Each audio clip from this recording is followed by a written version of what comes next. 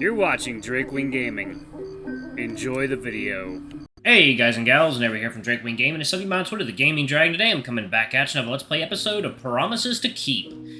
I think we are still on Ollie's path. Alright, y'all, let's go ahead and jump right back into it, shall we? Alarm chain, you were up, and let's go. Still got plenty of characters to get through. Right, Leo? A gentle warmth blossoms in my chest. Right. This is really cheesy, but despite everything that's happened lately, I'm glad to be sitting here at this table with you two. Me too. Me three. Honestly, we lucked out. I'm not sure there's any other people in the world I'd rather spend this time with. Rofi looks at me then with those wide blue eyes. I'm reminded of summer evenings, looking into those same eyes, hearing the same voice speak similar words. I know what Rofi sounds like when he's being sincere. He means it. I can tell he really means it. The sweet moment is only slightly undercut by Rofi attempting to steal the last bite of grilled cheese off my plate. With a practiced movement perfected years ago, I swat his paw away. Hey!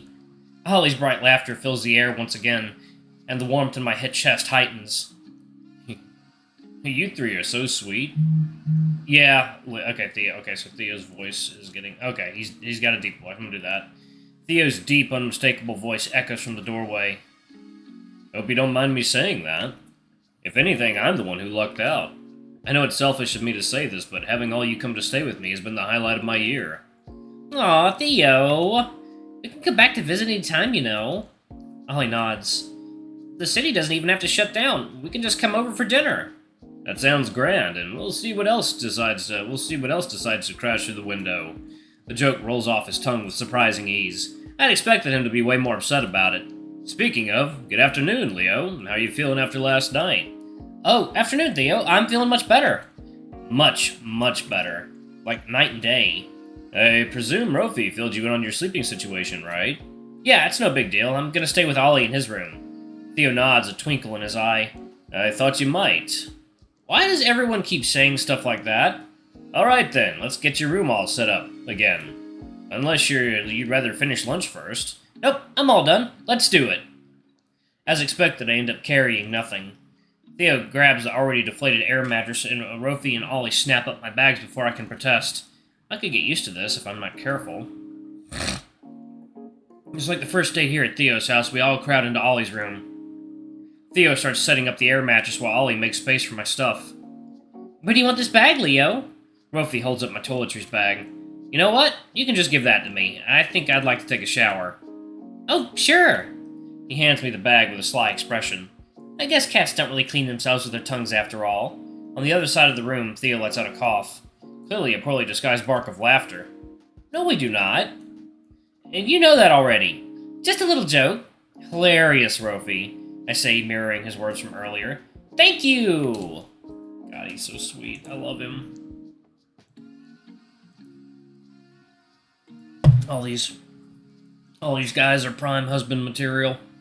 I want them all. I'm a greedy bitch. Thank you! Enjoy your shower, Leo! Grumbling good-naturedly, I grab a change of clothes and head towards the upstairs bathroom, playfully slamming the door behind me. Naturally, after I make my silly, dramatic little exit, I see that the door to the said bathroom is currently closed. Figures. I step forward, intending to knock, when it suddenly opens and Hunter steps out. His usually chipper face is so drawn and empty that it catches me fully off guard. The heavy pause lasts only an instant. Hey! Oh, hey, Leo, how you doing? Oh, Sorry, I'm all done in there if you need it. Yeah, I was gonna take a shower. Go right ahead, it's real nice and the water pressure here is great. His usual tone is back in full force. If I hadn't seen his expression just moments ago, I would have thought everything was totally normal. You okay, Hunter? Me? It's you I'm worried about. That old business with the window was nasty. Yeah, it was pretty upsetting. Much better now. I just needed a good night's sleep and a hot meal. Well, hey, that's great to hear. Hunter moves to lean against the doorframe and winces sharply, quickly readjusting himself. Well, don't let me keep you. Enjoy that shower, okay? We'll talk later, I promise. He gives me a pat on the shoulder and walks briskly back to his room, shutting the door behind him. And just like that, I'm alone in the hallway, considerably more confused than I was 30 seconds ago. I guess I'll get the hot water running. The shower is nothing short of luxurious. Large, comfortable, and clean. The water turns hot at once, and I thank whatever gods exist for good water pressure. I crank up the heat and step inside, sighing as it hits my still stiff shoulders. Under the steady steaming spray, I can feel the final clinging terrors of the previous night wash away and flood down the drain. I stay in there for quite a while, not even bothering to check the time, until the room is thick with mist. For once, my mind is perfectly still. Well, if only it would stay that way forever. No such luck. One of the great sorrows of life is that you eventually have to get out of the shower. As the last few drops drip down from the shower head, I think of Ollie. I think about the fact that I'm moving into his room, not even 3 days after meeting him. He said he had never warmed up to someone as quickly as me. The opposite was true as well. Never before in my entire life have I met anyone like him. As I pulled the shower curtain back, I remember the feel of his rough, scaly hand and the soft, subtle palm underneath. I remember the delicate way he held my paw and the slightest, barest touch of his talons. His softly blushing face, his robin's egg eyes behind those thick frames, a small, ink-drawn heart etched with care into a post-it. You put me so at ease, Leo. I vigorously towel off my thick fur, throw on fresh clothes, and step back out into the hall. When I re-enter his room, I find him waiting for me. Hey! He looks up from his jam-packed computer screen and gives me a small wave. Hey, what you up to? Just getting my dailies. I can stop, though, if you want. Nah, you're fine. I'd appreciate a chance just to sit and scroll for a bit.